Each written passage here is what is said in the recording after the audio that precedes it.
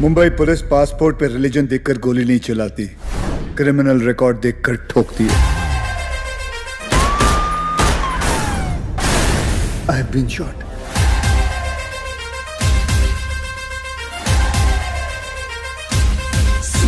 सूर्यवंशी में क्या सुनाई देगा आइला रे आइला 2.0?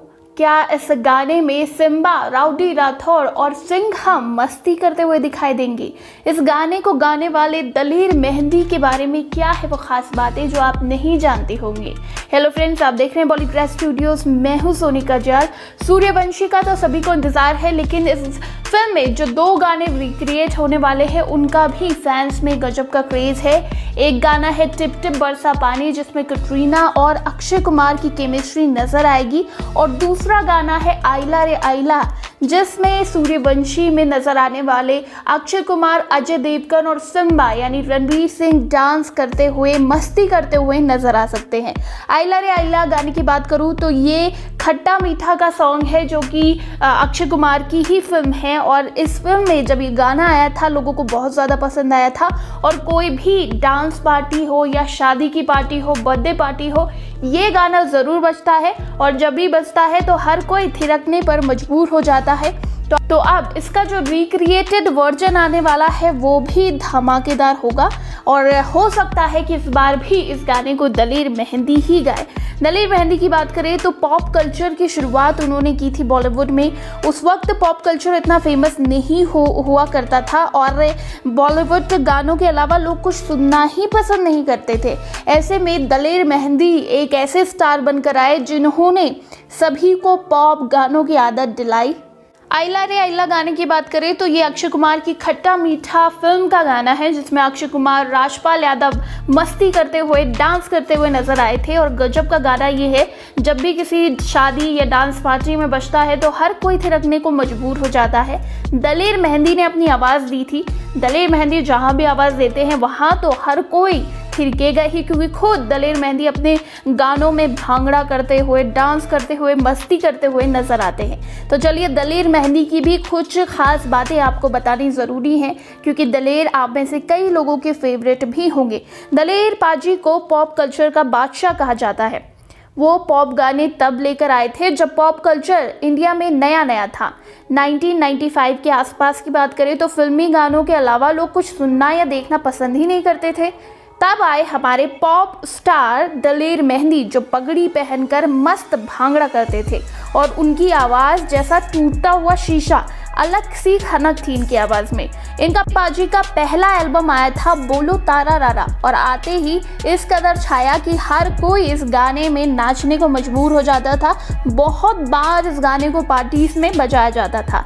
फिर आगे चल के आगे वाले सालों में उनकी कई एल्बम आई। हर साल एक न एक एल्बम उनकी ज़रूर आती थी।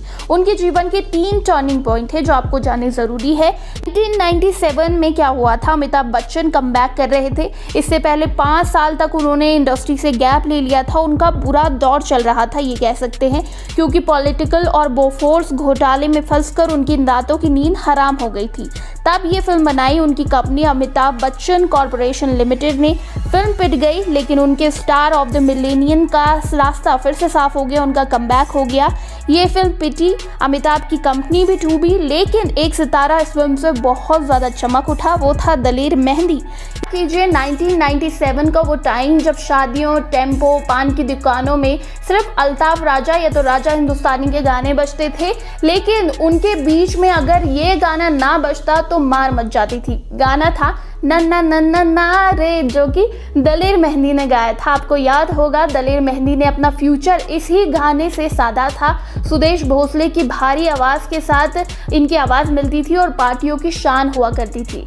लेकिन ज़िंदगी के सबसे बड़े संकट में दलेर फंसे। 2003 में हुआ ये था कि बख्शी सिंह ने इनके खिलाफ FIR दर्ज करा दी और कहा कि दलेर ने उनसे पैसे लिए, उनको विदेश भेजने का वादा किया, लेकिन पैसे चट कर गए और विदेश भी नहीं भेजा। तब इनके ऊपर केस जल गया कबूतरबाजी का। आरोप था कि दलेर मेहंदी ने लोगों से कई सारे पैसे लिए, अपने भाई के साथ मिलकर 10 लोगों को गैर कानूनी तरीके से विदेश ले गए, उनको अरेस्ट कर लिया गया। फिर कस्टडी में जो हुआ उसका दुख और दर्द दलेर मेहंदी ने अपने एक इमोशनल भरे इंटरव्यू में बताया। दलेर ने बताया कि पुलिस वाले उनकी पैंट उतारते थे, उन्हें दीवार में खड़ा करते थे, सारे कपड़े उतार देते थे और कहते थे गाना गाओ, और साथ ही उनसे ये भी कहा जाता था कि इन्होंने अपने तबले में पासपोर्ट छुपा रखे हैं। कितनी प्रताड़ना उन्हें दी जाती थी, इस बारे में दलेर मेहंदी ने इस इंटरव्यू के दौरान बताया था। कुछ अच्छा हुआ उनके साथ, कुछ बुरा हुआ, लेकिन उनकी चमक कभी खत्म नहीं हुई और लगातार वो एक से बड़े एक हिट देते रहे। उसमें से ही एक हिट था आइला रे आइला, जिसका रिक्रिएशन सूर्यवंशी में दिखाया जाएगा और हो सकता है कि दलेर मेहंदी ही इस गाने को गाए, क्योंकि दलेर मेहंदी ही इंसाफ कर सकते हैं इस गाने के साथ। दोस्तों, अक्षय कुमार की फिल्म खिलाड़ी की रिलीज को पूरे 28 साल हो चुके हैं। फिल्म 5 जून 1992 को रिलीज हुई थी और अक्षय कुमार के करियर की पहली हिट फिल्म थी। खिलाड़ी ने बॉक्स ऑफिस पर 3.5 करोड़ की कमाई की। इस फिल्म को याद करते हुए अब्बास मस्तान, जो कि फिल्म के डायरेक्टर हैं, उन्होंने अक्षय कुमार को टैग किया और कहा, हमारी पहली फिल्म, आपको याद कर रहा हूँ। अक्षय ने भी अब्बास मस्तान को जवाब देते हुए कहा, कैसे भूल सकता हूँ अब्बास भाई, ये मेरे लिए केवल एक फिल्म नहीं थी, बल्कि इस फिल्म ने हिंदी फिल्म इंडस्ट्री में मेरे करियर की नींव रखी थी। अक्षय ने साथ ही अब्बास मस्तान को अपनी पहली हिट फिल्म देने के लिए धन्यवाद लिखा और कहा, आज मैं इस फिल्म के नाम से जाना जाता हूँ, आज ये मेरा नाम है, मुझे खिलाड़ी देने के लिए बहुत बहुत धन्यवाद। लेकिन क्या आप जानते हैं दोस्तों कि अक्षय कुमार को खिलाड़ी भाग्य से मिली थी और इसके बाद वो बॉलीवुड के खिलाड़ी बन गए।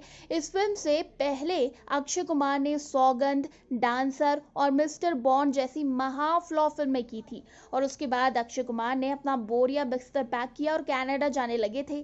तभी उनकी 15वीं फिल्म हिट हो गई और अक्षय कुमार रातों रात स्टार बन गए। फिर अब्बास मस्तान के साथ अक्षय कुमार ने कई फिल्में की और इस फिल्म ने बॉलीवुड को इसकी पहली सीरीज दी थी, खिलाड़ी सीरीज, और अक्षय कुमार आधिकारिक रूप से बॉलीवुड के एक्शन किंग बन गए। अक्षय की पहली खिलाड़ी फिल्म 1992 में रिलीज हुई और फिल्म में उनके साथ थी आयशा जोल्का और दीपक तिजोरी। लेकिन इस फिल्म की पहली चॉइस थे अरबाज खान, जिन्होंने ये फिल्म रिजेक्ट कर ली। खैर, कहते हैं ना, दाने दाने पर लिखा है खाने वाले का नाम, तो बस ऐसा ही कुछ हुआ। फ्रेंड्स, खिलाड़ी के बाद इसकी अगली सीरीज आई 1994 में, मैं खिलाड़ी तू अनाड़ी। इसके बाद सैफ और अक्षय की जोड़ी ने पुलिस टीम बनकर धमाल मचा दिया था। फिर ओले ओले से लेकर मैं खिलाड़ी तू अनाड़ी जैसे टाइटल ट्रैक सुपर हिट हो गए। लेकिन उससे भी ज्यादा हिट थी अक्षय शिल्पा की जोड़ी और इनके अफेयर की खबरें भी सामने आई थी। उसके बाद आई सबसे बड़ा खिलाड़ी और ममता कुलकर्णी इस फिल्म की टीआरपी थी। हालांकि फिल्म की कहानी भी उस समय के हिसाब से काफी मजेदार थी। अक्षय ने फिल्म में डबल रोल किया था, वो भी ट्विस्ट के साथ। उसके बाद आई खिलाड़ियों का खिलाड़ी और इसमें अक्षय कुमार के साथ रेखा नजर आई थी।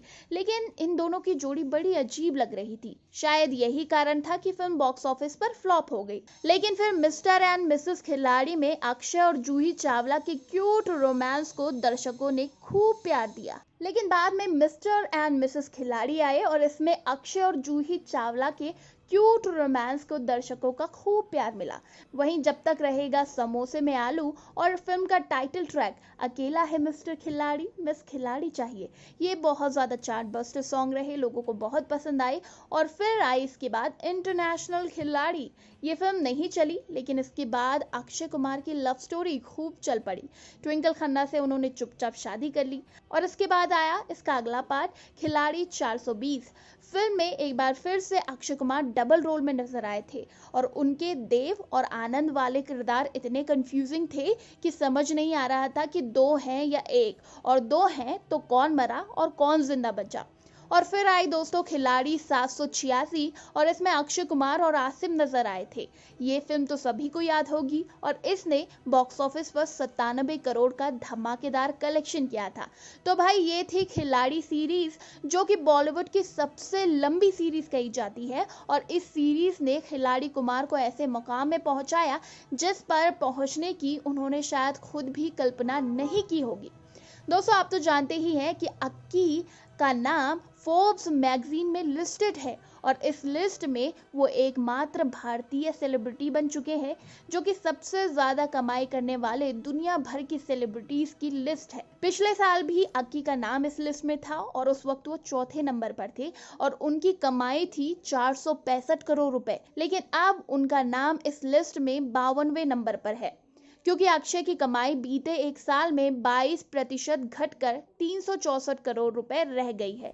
वहीं पिछले साल सलमान खान भी इस लिस्ट से बाहर हो गए और शाहरुख खान तो 2017 के बाद इस लिस्ट में जगह ही नहीं बना पाए, पर अक्की है कि अपनी जगह बनाए हुए हैं। चलिए अब बात कर लेते हैं सूर्यवंशी की, जिससे पूरी उम्मीद है कि अक्की की ये फिल्म 500 करोड़ की कमाई आराम से कर लेगी क्योंकि ये रोहित शेट्टी की कॉ फ्रेंचाइजी की एक फिल्म है और रोहित शेट्टी कमाई के मामले में जो ये पुलिस ऑफिसर के किरदार वाली सीरीज है उन्होंने बेहिसाब कलेक्शन किया है। अजय देवगन की सिंघम को ले लीजिए 152 करोड़ का कलेक्शन किया, सिंघम रिटर्न्स को ले लीजिए 205 करोड़ का कलेक्शन किया, उसके बाद सिम्बा आई और उसने 400 करोड़ का कलेक्शन किया। तो अब सूर्यवंशी यार जाहिर सी बात है इससे ज्यादा ही कमाएगी और 500 करोड़ का टारगेट तो रख के चलिए। फ्रेंड्स, आपको क्या लगता है इस बारे में और खिलाड़ी की ऑल खिलाड़ी सीरीज में सबसे ज्यादा पसंद कौन सी आई थी? सूर्यवंशी का कितना इंतजार है? ये सभी हमें नीचे कमेंट सेक्शन में बताइए और इसी तरह के दूसरे दिलचस्प वीडियोस के लिए सब्सक्राइब करें हमारे चैनल बॉलीग्राफ स्टूडियोज को।